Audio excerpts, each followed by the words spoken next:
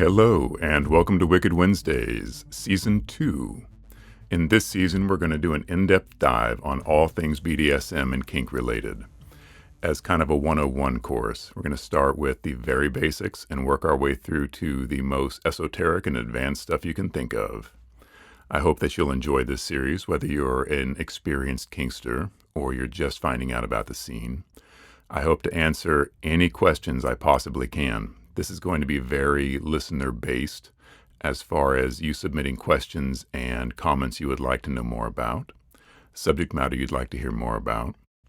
I do have a lesson plan and an outline for how I'm going to progress with this. Today we're going to talk about, what is BDSM? Some quick show notes. I have moved the business section to the end of the podcast, along with the Q&A that I usually do. I'm going to put all that towards the end so that someone coming into this seeking out BDSM information can just get right to the heart of the matter. So these episodes will all start.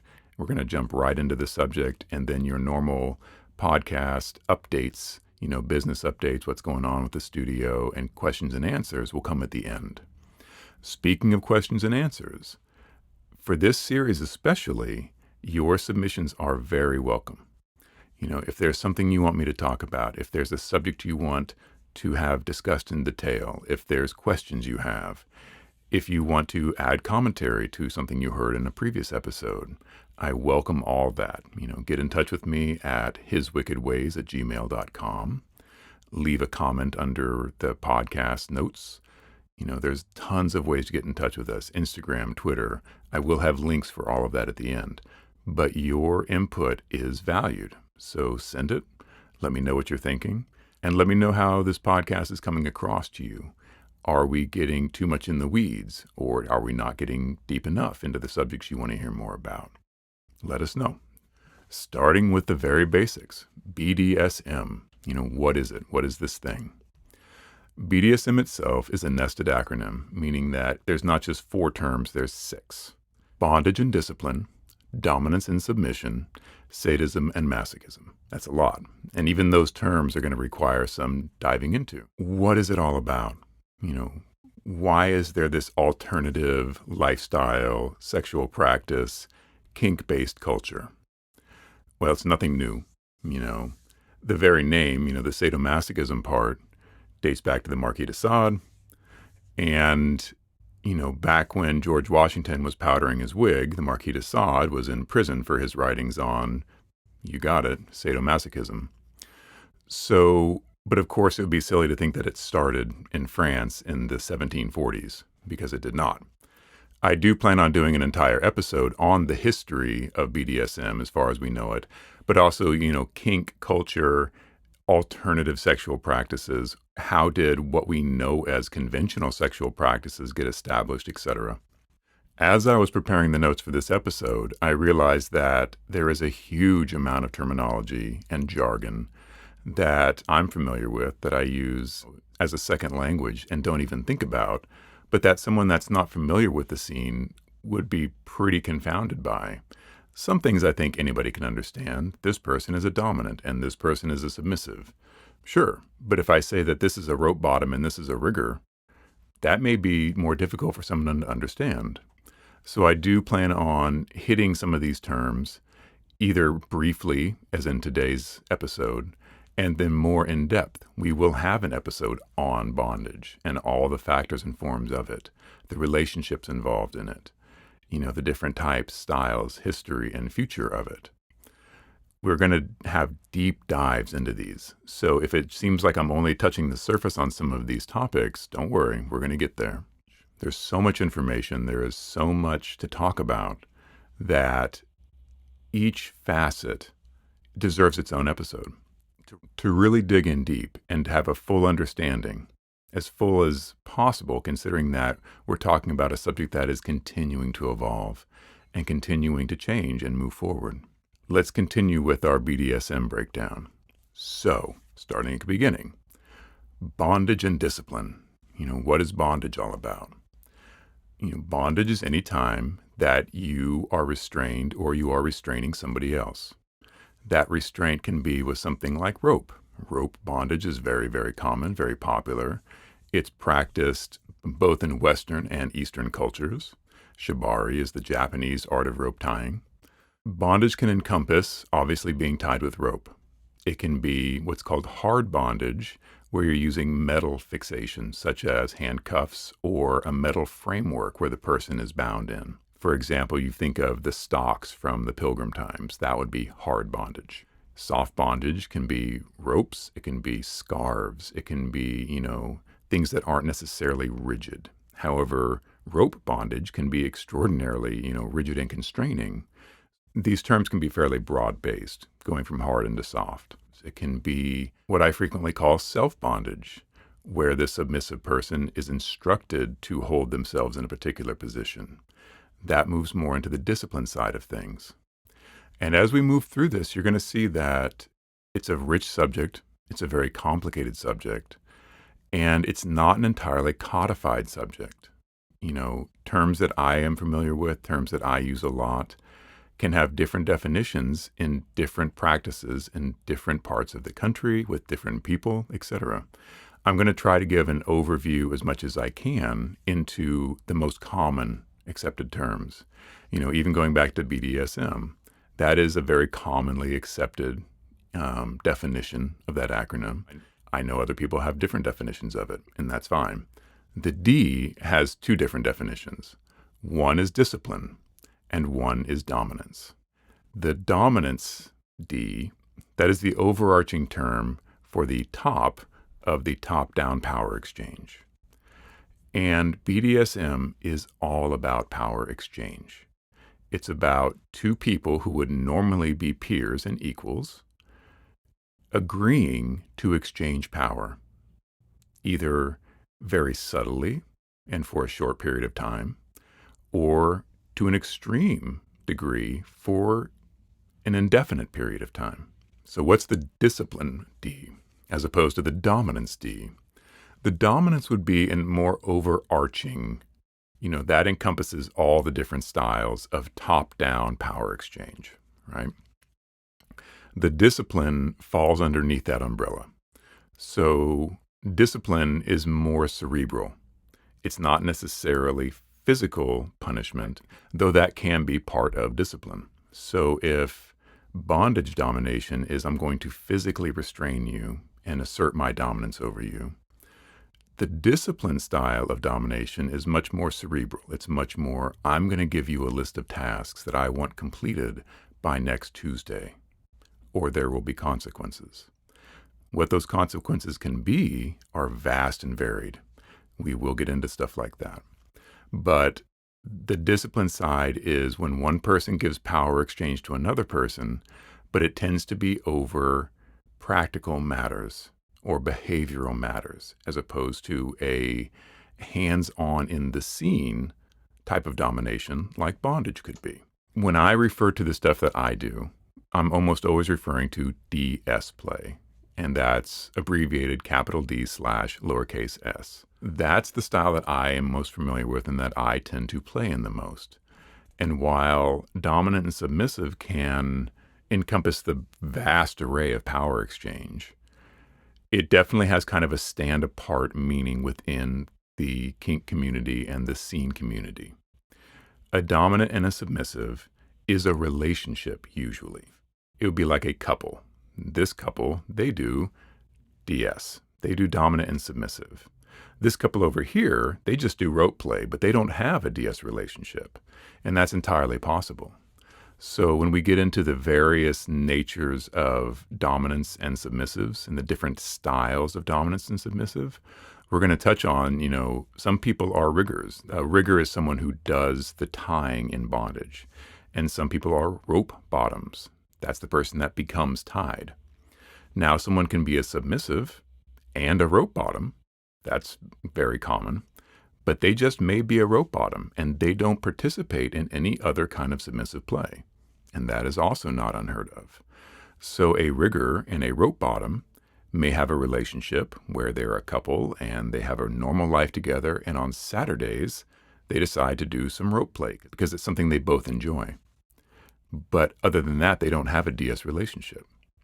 So you'll see as we move through this that there are a whole gamut, a whole rainbow of different ways to do DS. Okay. The SM, the sadomasochism part, that harks back all the way to the Marquis de Sade. Defining sadism and masochism is simple.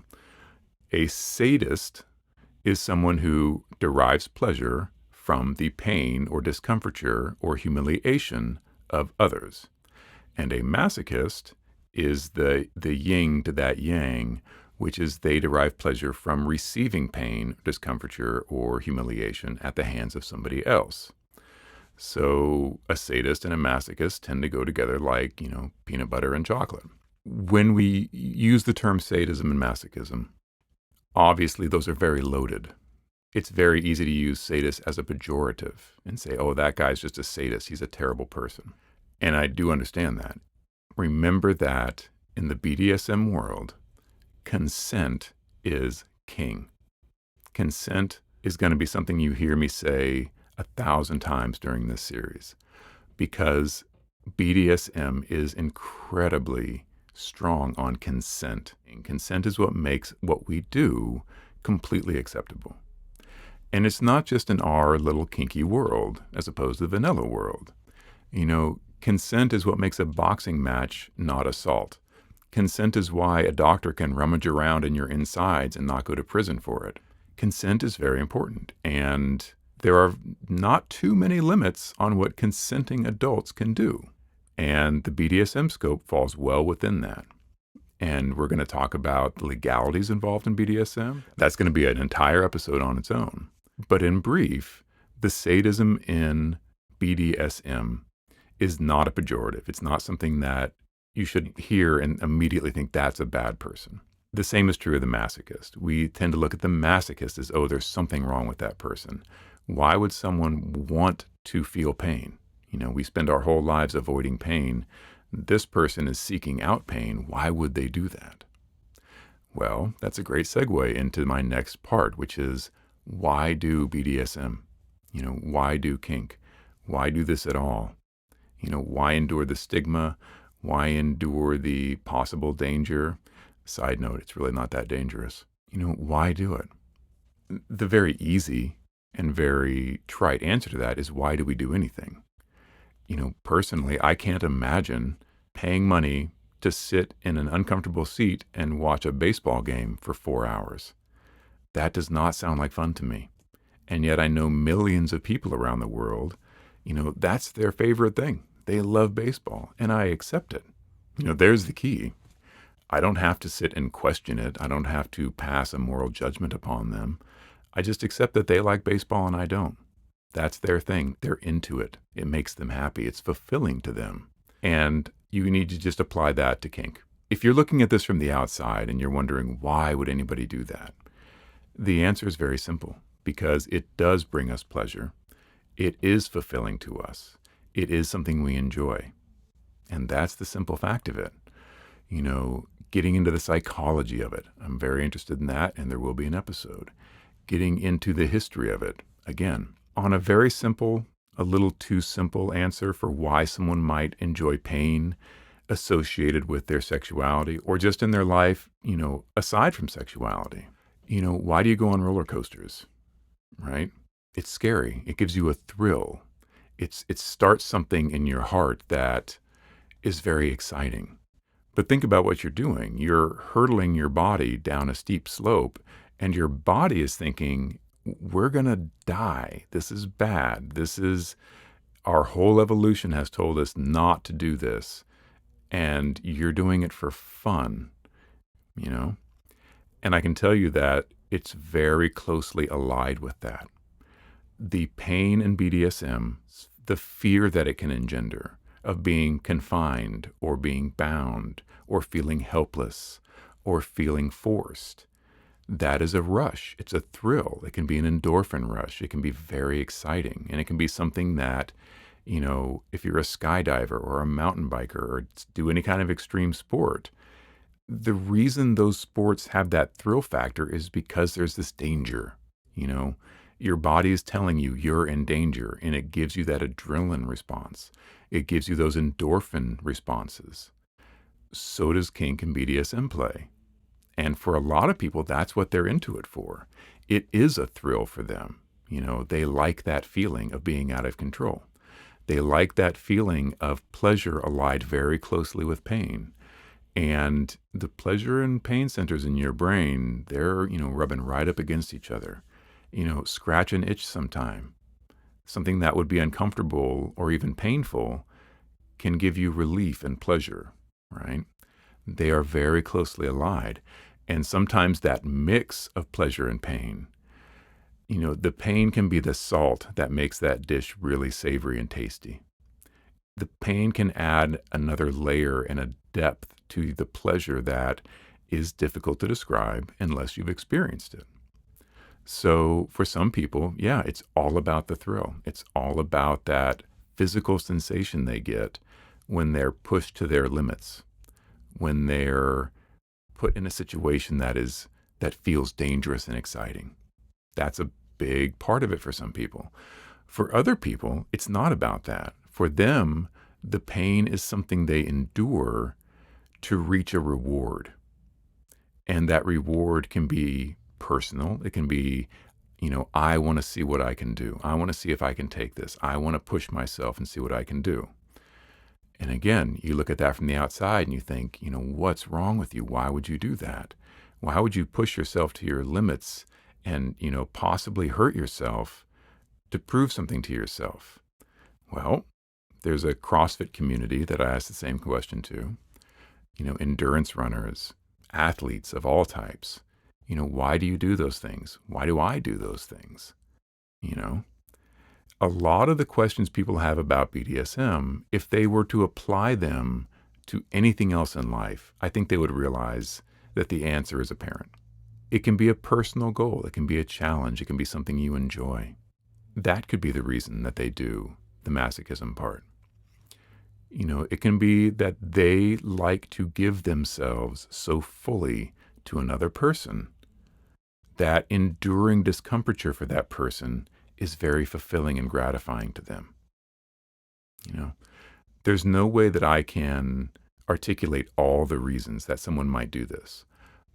But as we get into this series, and as I have some interview guests, and as I speak to other people in the scene, I hope to shed light on what this is all about. I hope to, sweep away some of the misconceptions, to normalize some of this stuff a bit, because as far as society is concerned, it's still very taboo and very heavily stigmatized. There's a lot of Hollywood celebrities that have come out and been open with their sexuality, and that's been encouraged and embraced and welcomed. You won't notice a lot of celebrities have come out about their BDSM lifestyle, and yet I know for a fact that there are a number of celebrities that enjoy this lifestyle and that are into this scene. So we've got the basics of what BDSM is. Even if we haven't gone deep enough into what each one of those words means, BDSM, bondage and discipline, dominance and submission, sadism and masochism. That's the bare bones of it. Another term I want to define is scene, because there's two main ways we use it. The large scene, is the same as any other social gathering, right? You could say you're into the rock scene or the punk scene or the kink scene. So if I say in a conversation, I've been in the scene for 25 years, people into BDSM and kink will understand that I'm saying I have been doing kink and BDSM stuff for 25 years. That's the scene in general. However, we also use the term scene to be specific about a session of play of a finite length. So my friend and I did a scene last night at a local dungeon, meaning we went there and we participated in BDSM play for a finite amount of time. That's a scene. I could have a scene with one of my submissives where we're in a long-term relationship together, but on Saturday night, we decided to have a dungeon scene, or we decided to do a rope scene, right? So a scene is just a way of saying a session. Session is interchangeable with scenes. You can have a rope session. You can have a BDSM session. You can have a dungeon session. The term dungeon, obviously, is frequently used to describe a dedicated BDSM play space. Your home might have a dungeon. It might have a separate room where you keep all of your kinky stuff and sometimes very large sex furniture.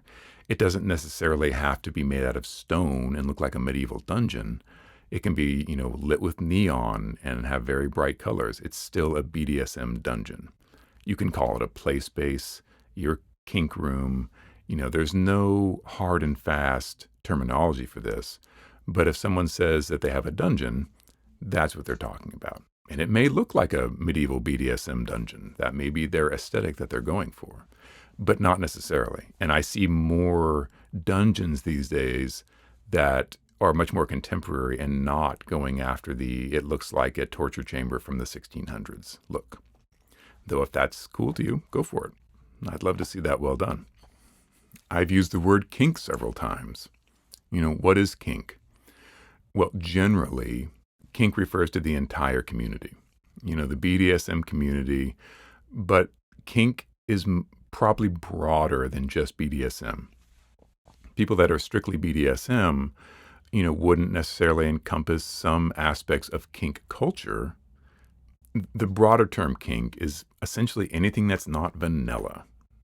And I know that we overuse vanilla, but that is how we refer to things that aren't kinky. There has to be some dichotomy there. So we have the vanilla world and the kink world. The kink world can encompass a lot of stuff that's not necessarily BDSM related. So all BDSM is kink, but not all kink is BDSM. More specifically, what is a kink? Again, following the same vanilla terminology, a kink is anything that excites you, turns you on, something that interests you, that is outside the mainstream. It can be you have a kink for leather. You just like leather. Leather turns you on. It's sexy. And seeing someone dressed up in leather, that just does something for you. That's a kink. It could be for a specific kind of play. You could have a kink for rope play where being tied up with rope is just your thing. You really like it. You got a rope kink. I don't believe we choose our kinks. I don't believe that we just wake up one day and decide, I'm going to be into feet, or I'm going to be into leather, or I'm going to like to do latex play. I think as we're exposed to these things, some things turn us on and some things have no effect on us. I separate out kink from fetish, even though there's a lot of overlap there. You'll see kink and fetish wear festival. Obviously there's overlap, but to me, to just break the definition down a little bit, a kink is something you like. A fetish is something that you're obsessive about, and usually obsessive in a good way, but anything can be pushed to extremes. So of course there can be unhealthy fetishes. If you like something in a fetishistic manner, if you have a fetish for something, that's stronger than a kink for something. So I may have a kink for latex, but I, fetish-size spandex, just as an example. Fetish wear, kink wear would be almost indistinguishable if you went to the shop and looked at it. So I understand if those terms are used interchangeably. I guess this is more my personal definition, that for me, a fetish is something that's stronger than a kink. But in the general BDSM and kink community, I would say that kink and fetish are pretty much interchangeable. For all the things that I'm defining, if I can give you an antonym as well, I will. So kink is something you like. A squick is something you do not like, that you dislike intensely. In fact, something that can ruin a scene for you. And so in the discussion beforehand, before a scene starts, you may say, hey, I've got a squick for X. I don't like being hit in the face. I don't like any kind of face stuff. I don't like being, nothing above the neck. That just turns me off and it'll take me out of the scene and I don't want to do it. That's a squick. That can also be called a hard limit or a boundary. Kink is something you like. Squick is something you do not like in a kink and BDSM setting. Another term that may not be familiar is a munch or a slosh. A munch is an informal, outside of the scene gathering of kinky people or BDSM people. It can be, hey, let's meet at Denny's next Sunday at 5 for dinner, and we're just going to hang out. We're not going to wear fetish wear. We're not going to show up in leather and latex. We're just going to show up in our street clothes and hang out together in a social setting. The common interest being we're all kinksters, right? It is really as simple as that. It's just, as opposed to a BDSM gathering where you show up and people are wearing leather and latex and everything else, and scenes are happening and people are being flogged, for example.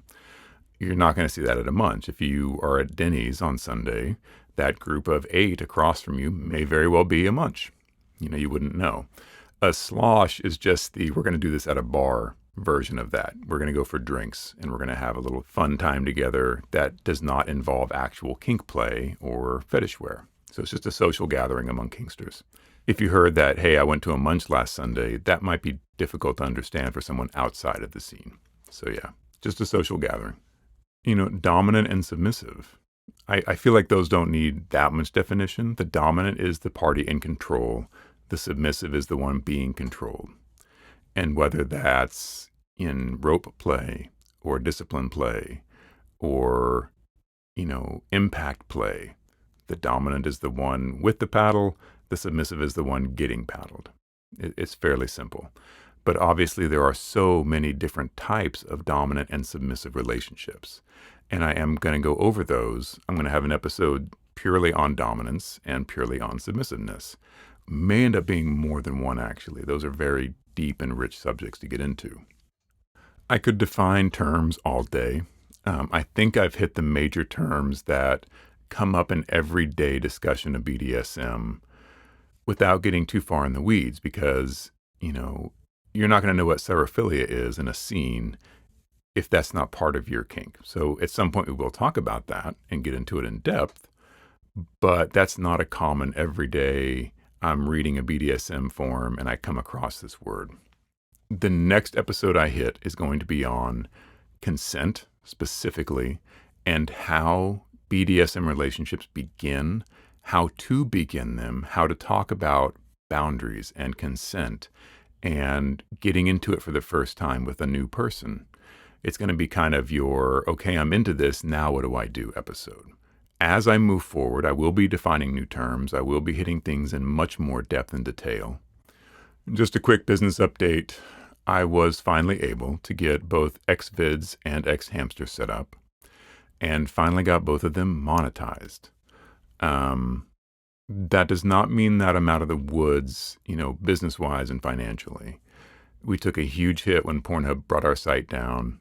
Our revenues from Pornhub are abysmal this month because we pretty much started from scratch and we lost about a week of all of our videos. And then we're still missing 20 or 30 million views.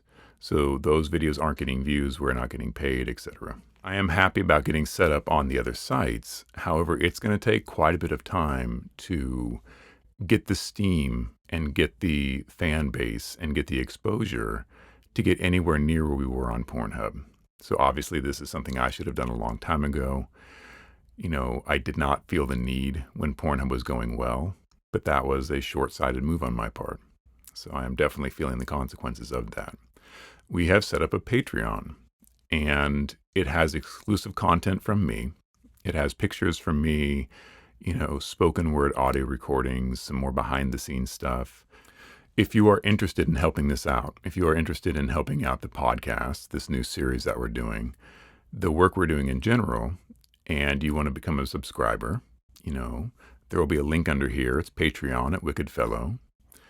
And I would really appreciate that. If you would like to not be a subscriber, but you want to give us a tip, I've got a PayPal, hiswickedways@gmail.com. However, if you do not want to do that, or you can't afford to do that, I totally understand. And there are tons of stuff you can do to help out if you feel the urge. You can go to iTunes and rate and review this podcast. Leave a review, leave a rating. That really helps push us up in the visibility. More visibility, more listens, more people. It helps. So if you can do that, that'd be great. Now that I have Pornhub backup and I have 2 alternative outlets, I will be reposting our rough content again. And I know that that's something that so many of you have written me and asked me for. So it will be posted again. I have not yet decided where and if to host full premium videos yet. For a long time, we had ours on Pornhub under the model program. Hopefully, I will be able to put the full videos up again, so those will be available for purchase. At the moment, they are not. I am looking forward to putting out new content. I do have a lot of content in the can that we've been holding because we couldn't put it on Pornhub. It was too rough for Pornhub. So I will start releasing that content on Xhamster and Xvideo. I am not sure how far they're going to let us go, so I'm going to start mild and push it a little bit. The last thing I want is to end up with the same situation we had on Pornhub where they're taking down our content because it's too rough. I try very hard in these videos to make it clear that it's consensual and that everybody's on board, but your average person sees it and they freak out and they report it, and that can become a huge headache for us. So yeah, we'll see how much I can push on these other two sites. I know what I can and can't do on Pornhub to an extent. That's just the business we're in right now. To my followers and friends out there that were on OnlyFans, I absolutely feel for you. I know what it's like to have your revenue disappear and cut off. I think it sucks. Yeah, I feel for you. I really hope that you're able to migrate to a new platform and continue doing the work you want to do. That's what we want to do. That's what I want to do. And I really support you guys. And I'm sorry that your platform did a very similar thing to Pornhub. So thumbs down on the whole censorship issue. So on questions and answers, 2 episodes ago, I did an episode on, does BDSM have to involve sex? I knew I was pushing against the grain on that. I know that so many people, for them, BDSM and sex, they're one and the same. Like, if you're going to do BDSM, that means doing something sexual. And that's just not true. That is a very limited view. And I can tell you, speaking from a very broad experience, I've been doing this for a long time, and a lot of people don't have sex as part of their BDSM lifestyle, and they're having a great time. It is limiting if the only kind of BDSM and kink play you know how to do is sexual. Nothing wrong with the sexual stuff. However, it's not the only way to go. But people had thoughts on this, as I expected they would. This gentleman commented on the podcast, I feel bad for whoever it was that asked. I do differ. If you want part of this lifestyle, sex has to be included. If you want me to dominate you, you have to give something up. I'm sure she will find someone if she changes her mind, but I don't know about your advice. Again, that's kind of it in a nutshell. That's the kind of thing that I want to fight against. That's the kind of mindset that I want to fight against. BDSM is not transactional. And I don't need to know anything about that person to tell you they're not a good dom. They're not. They feel like a dominant. They're probably a dominant personality. That doesn't make them a dom, right? That's a very selfish viewpoint. That's a very, what do I get out of it viewpoint. That's a very, if I'm going to give you my time and attention, I want to be repaid. And specifically, this gentleman wants to be repaid with sex. And I cannot tell you how frequently I see that. And it's wrong. It's not how the scene should be. It's not how these relationships should work. It shows a fundamental misunderstanding of what it means to be a dominant. It shows a fundamental misunderstanding of what it means to have a submissive. If you have to persuade your submissive to have sex with you by saying, well, if you want this thing that makes you feel good, I have to, you have to give me your body. You have to let me have sex with you. Think about that. That is absolutely wrong. It's absolutely wrong. And I would advise any submissive, if you feel like you're in that kind of relationship where the sex you're having as part of a BDSM lifestyle is coerced, the fulfillment you get out of BDSM is being withheld for you until you give them something like that, you're in the wrong kind of relationship. That is an unhealthy relationship. This gentleman differs. I feel like I'm a bit more of an authority on this than he is. But make up your own mind. Leave some comments. Let me know. We did have a bunch of great comments, a bunch of things saying that, they understand the position we're in and they want to help and support. And I appreciate that so much. To our new Patreon supporters, I think it's super cool. I did not expect to have so much success so soon. But you guys are awesome. And I'm going to continue to put up that exclusive content. And I'm going to do that without scaling back on the content that you guys get for free. So this podcast will come out every week. And that's a big investment in time, but it's something that I want to do, and I think I will make it worthwhile to you guys. So next week, we're going to talk about starting out, consent, negotiating a relationship with someone when you're first joining the scene. And we're going to continue our deep dive on BDSM. Until then, be smart, be safe, take good care of yourselves, and I will see you next week.